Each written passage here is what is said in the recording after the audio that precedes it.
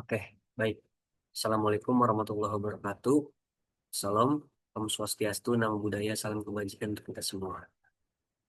Pada kesempatan kali ini, saya akan mempresentasikan hasil kajian dengan judul Dari Otonomi ke Ilusi, Penyalahgunaan dan Desa dan Krisis Demokrasi Lokal di Desa maupun Baru. Topik ini saya angkat karena menggambarkan kontradiksi yang sering muncul dalam praktik pemerintahan desa. Desa diberi otonomi secara formal, tapi kehilangan makna substansif dalam demokrasi dan akuntabilitasnya.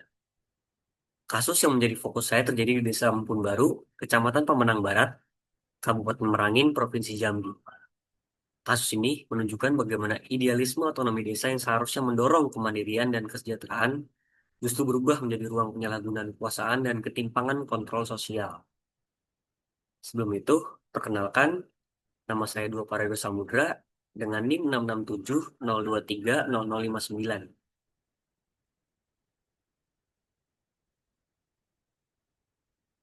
Oke. Jadi kasus ini tuh bermula dari laporan media Suara Utama dalam artikelnya tahun 2024 tentang penyalahgunaan dana desa dalam pengelolaan BUMDes Multijaya. Badan usaha milik desa ini didirikan untuk memperkuat ekonomi lokal melalui eh, usaha warung serba ada atau waserda. Namun dalam implementasinya, modal usaha yang bersumber dari dana desa justru habis tanpa hasil. Perangkat desa mengambil barang secara ngebon atau berhutang tanpa pelunasan. Dan laporan keuangannya tidak pernah dipublikasikan. Bahkan, terdapat dugaan keterlibatan oknum Badan Permusyawaratan Desa atau BPD dalam praktik penyimpangan tersebut. Sementara itu, kepala desa tidak memberi klarifikasi publik dan masyarakat kehilangan akses terhadap informasi. Situasi ini memperlihatkan runtuhnya sistem akuntabilitas publik di tingkat desa. BUMDes bangkrut, pengawasan lemah, kepala desa tak memberi klarifikasi. Ini mencerminkan tata kelola dan hilangnya akuntabilitas publik di tingkat desa atau pemerintahan paling bawah. Padahal dalam Undang-Undang Nomor 6 Tahun 2014 tentang Desa mengamanatkan bahwa dana desa harus dikelola berdasarkan prinsip transparansi, partisipasi, dan akuntabilitas. Dengan kata lain, yang terjadi di Mumpun Baru bukan hanya persoalan korupsi, tapi kegagalan politik dalam mengelola pemerintahan lokal yang demokratis. Nah, apa sih relevansinya dan permasalahan yang kita bawa pada alur kajian kali ini? Jadi kasus itu sangat relevan ya dengan persoalan-persoalan mendasar dalam sistem pemerintahan desa di Indonesia. Desa secara hukum disebut otonom, tapi secara praktik masih bergantung secara vertikal pada birokrasi di atasnya dan tidak memiliki kemandirian politik. Ini sejalan dengan kajian dalam Hanif Nurholis 2017 dalam bukunya. Jadi banyak desa di Indonesia itu berfungsi sebagai unit pemerintahan semu atau bisa disebut tuh pseudo government. Artinya, desa hanya menjalankan perintah administrasi pemerintah kabupaten atau pemerintah di atasnya, bukan bertindak sebagai entitas politik yang berdaulat. Kepala desa dalam situasi seperti ini tidak melihat warga sebagai pemegang kedaulatan, melainkan sebagai penerima kebijakan. Maka, ketika terjadi penyimpangan seperti di Mampun Baru, akar masalahnya bukan sekedar perilaku individu, melainkan struktur kekuasaan yang tidak demokratis. Dalam kasus ini pun, musyawarah desa tidak berjalan deliberatif, namun membuat warga kehilangan ruang-ruang partisipasinya. Nah, pertanyaan utama dari kajian ini adalah bagaimana praktik penyalahgunaan dana desa di Desa Mampun Baru mencerminkan problem pemerintahan semu dan lemahnya demokrasi lokal di tingkat desa. Ini merupakan pintu awal untuk kita pada akhirnya aruskan kajian ini ke depan. Oke, masuk ke kerangka teori, saya menggunakan dua teori ya. Yang pertama pemerintahan semu dari Nurholis dan demokrasi deliberatif dari Eko Sutoro dan Mariana et al. 2017. Pertama, teori pemerintahan semu dari Nurholis. Jadi Nurholis ini menjelaskan bahwa desa ini seringkali tidak berfungsi sebagai satuan pemerintahan otonom atau entitas politik mandiri, melainkan perpanjangan dari birokrasi di atasnya. Nah, kepala desa lebih berperan sebagai pelaksana administrasi daripada pemimpin politik. Nah, dalam struktur ini, Akuntabilitas horizontal kepada masyarakat menjadi lemah karena hubungan vertikal yang lebih dominan dengan pemerintah supradesa lebih dominan dengan pemerintah di atasnya. Nah, yang kedua ada teori demokrasi deliberatif desa dari Sutoro Eko dan Mariana et al. Nah, teori ini menekankan pentingnya musyawarah desa atau musdes sebagai ruang deliberasi, tempat warga terlibat aktif dalam pengambilan keputusan publik. Jadi musdes ini bukan hanya formalitas, melainkan ruang politik warga yang memastikan partisipasi, kontrol sosial, dan transparansi. Namun, dalam kenyataan seperti di Mampun Baru, musdes ini kehilangan fungsinya, berubah menjadi kegiatan administratif semata. Ketika musdes mati secara substansif, demokrasi lokal juga ikut lumpuh. Nah, demokrasi desa kehilangan fungsi-fungsi korektifnya. Nah, dari gabungan kedua teori ini, menunjukkan bahwa penyalahgunaan dana desa tidak berdiri sendiri. Ia adalah manifestasi dari relasi kekuasaan yang timpang antara pemerintahan desa, lembaga pengawas, dan masyarakat. Nah, kita masuk ke analisis kasus. Dalam praktiknya atau implementasinya ya, BUMDes Multijaya di Mampun Baru ini dikelola secara personalistik oleh kepala desa dan perangkatnya. Tidak ada sistem akuntansi yang jelas, tidak ada laporan publik, dan masyarakat tidak dilibatkan dalam pengawasan. BUMDes yang seharusnya menjadi instrumen pemberdayaan justru berubah menjadi alat distribusi rente bagi elit desa. Jadi kepala desa maupun BPD-nya gagal menjalankan tanggung jawab dan pengawasannya. Ini jelas-jelas melanggar prinsip transparansi dan akuntabilitas ya, yang terdapat dalam Undang-Undang Nomor 6 Tahun 2014 dan Peraturan Mendagri tahun Nomor 113 Tahun 2014.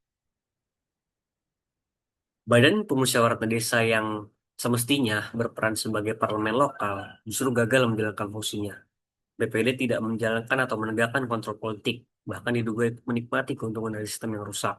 Akibatnya, fungsi check and balance antara eksekutif sebagai kepala desanya dan legislatif sebagai BPD-nya ini tidak berjalan. Nah, dari sisi politik pemerintahan juga ini menandakan bahwa desentralisasi fiskal tidak otomatis menghasilkan desentralisasi kekuasaan atau desentralisasi politik. Ketika mekanisme pengawasan sosial lemah, dana desa yang besar justru menjadi sumber patronase baru di tingkat-tingkat lokal. Nah, temuan ini juga eh, sejalan gitu ya dengan apa yang diteliti oleh Mansurin dan Saputra tahun 2024 yang menunjukkan bahwa lemahnya kapasitas aparatur, minimnya partisipasi masyarakat, serta tidak berfungsinya pengawasan internal merupakan penyebab utama rendahnya akuntabilitas dan keuangan desa. Dalam konteks politik lokal, kasus Mumpun Baru ini memperlihatkan terjadinya relasi patron klien di antara aparat desa dan BPD. Jadi alih-alih saling saling mengawasi gitu ya, mereka berdua, keduanya saling melindungi demi kepentingan-kepentingan ekonomi pribadi. Jadi warga desa tidak memiliki posisi tawar untuk mengontrol pemerintahan. Musyawarah desa hanya dijadikan eh, sebagai rutinitas administratif, bukan ruang demokrasi yang substansif. Jadi kalau musyawarah musdesnya ini sebagai acara-acara tidak substansial, yang terjadi warga pasif dan kontrol sosial-sosial ini hilang. Nah, hal ini tuh membuat masyarakat tuh berada di posisi diperintah, bukan memerintah bersama. Ini kan eh, pada akhirnya substansi dari demokrasi ini hanya berjalan berdasarkan administratif saja gitu. Nah, kondisi semacam ini juga memperkuat apa yang disebut Abdul Rozaki dan SG Yulianto sebagai demokrasi semu desa, di mana prosedur demokrasi dijalankan tanpa ruh partisipatif. Dengan demikian, penyalahgunaan dan desain pembaru ini bukan semata pelanggaran etika birokrasi, gitu, melainkan bukti dari krisis demokrasi lokal. Jadi desa ini sebagai simbol otonomi tanpa demokrasi. Nah, dari refleksi dan rekomendasi yang kita dapatkan dari kasus ini gitu ya, dari hasil refleksinya terdapat beberapa langkah strategis gitu. Nah, dari refleksinya itu, kasus ini nih memberi pelajaran penting lah bagi kita bahwa otonomi tanpa demokrasi adalah ilusi gitu. Desentralisasi fiskal tanpa demokrasi partisipatif menciptakan ilusi-ilusi otonomi. Desa kehilangan makna sebagai entitas politik yang akuntabel kepada rakyat.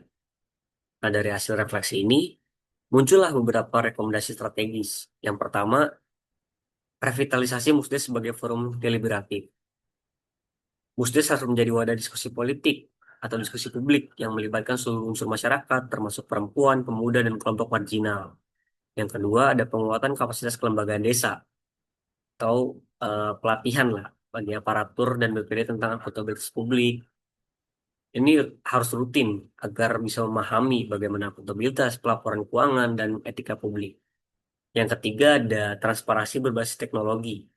Jadi penerapan ya udah sistem keuangan desa yang terhubung dengan portal informasi publik dapat memastikan warga memiliki akses terhadap data data penggunaan dana desa. Yang keempat, terapkan audit sosial partisipatif untuk melibatkan warga langsung. Nah, warga ini perlu dilibatkan dalam proses evaluasi dan pengawasan dana publik. Dengan begitu, partisipasi publik bukan hanya simbolik, melainkan menjadi praktik nyata kontrol sosial dari bawah. Dengan reformasi kelembagaan dan partisipasi yang kuat, pemerintahan desa dapat bergerak menuju governance from below. Pemerintahan yang tumbuh dari kesadaran warga, bukan sekedar perintah dari atas. Jadi segala kebijakannya itu berdasarkan bottom to up, bukan top down gitu. Nah, kesimpulan yang bisa saya ambil, jadi kasus penyalahgunaan desa di Mambun Baru ini eh, mencerminkan keterputusan antara teori desentralisasi yang ideal dan praktik pemerintahan desa yang faktual. Penyimpangan pengelolaan BUMDes bukan hanya akibat moral individu, tetapi hasil dari struktur pemerintahan desa yang lemah dan demokrasi yang belum terlembaga. Nah, eh, jadi maka penguatan demokrasi lokal ini perlu gitu menjadi syarat utama agar dana desa benar-benar menjadi instrumen kesejahteraan, bukan alat patronase politik. Reformasi desa ke depan harus menumbuhkan budaya politik partisipatif, transparansi digital, dan institusi pengawasan yang kuat. Hanya dengan cara seperti itu, otonomi desa tidak lagi menjadi ilusi, tapi menjadi kenyataan politik yang membebaskan dan mensejahterakan masyarakat. Sekian eh, presentasi yang bisa saya sampaikan dari hasil kajian saya. Kurang lebihnya mohon maaf. Assalamualaikum warahmatullahi wabarakatuh. Terima kasih.